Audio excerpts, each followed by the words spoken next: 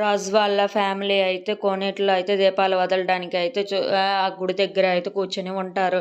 ఇంతలో రాజుకైతే ఒక phone call వస్తుంది. ఫోన్ కాల్ వచ్చిన వెంటనే సైడ్కి అయితే వెళ్ళిపోయి శ్వేత అయితే ఫోన్ చేస్తూ ఉంటుంది. శ్వేతతోని మాట్లాడుతూ ఏంటి శ్వేత ఇప్పుడు ఫోన్ చేసావు అని చెప్పేసి అయితే అంటూ ఉంటాడు. ఇంతలో శ్వేత అయితే నేను ఎప్పటి నుండి నీకు ఫోన్ చేస్తున్నానో తెలుసా, ఎప్పటి నుండి నీ కోసం ఎదురు చూస్తున్నానో తెలుసా, నువ్వు కనీసం నా ఫోన్ లిఫ్ట్ చేయటం లేదు, నాతో మాట్లాడడానికే ట్రై చేయటం లేదు అని చెప్పేసి అయితే అంటూ ఉంటుంది. ఆ మాటలకి లేదు నేను ఇక్కడ కొంచెం బిజీలో ఉన్నానని చెప్పేసి అయితే అంటూ ఉంటాడు. నేను ఇక్కడే ఉన్నాను అని చెప్పేసి అయితే అంటూ ఉంటుంది. అవునా నువ్వు ఎక్కడున్నావు, ఇక్కడ ఎక్కడున్నావు అని చెప్పేసి అయితే రాజు అయితే టెన్షన్ పడిపోతూ ఉంటాడు.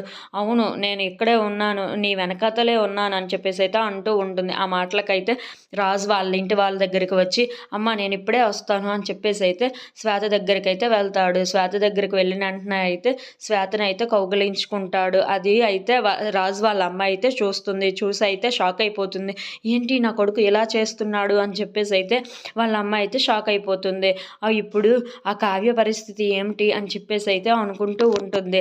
అప్పుడు అక్కడ కావ్య అయితే రాజు ఎంతకీ రాకపోవటంతో కావ్య అయితే అలా రాజును అయితే వెతుకుతూ అయితే బయటకు వస్తూ ఉంటుంది. బయటకు వచ్చిన తర్వాత రాజు అయితే ఎంతకీ కనిపించకపోవటంతో సరే అని చెప్పేసి అయితే కావ్య అయితే గుడి చుట్టూరు తిరుగుతూ ఉంటుంది. తను ఎంతకీ రాజు అయితే కనిపించడు.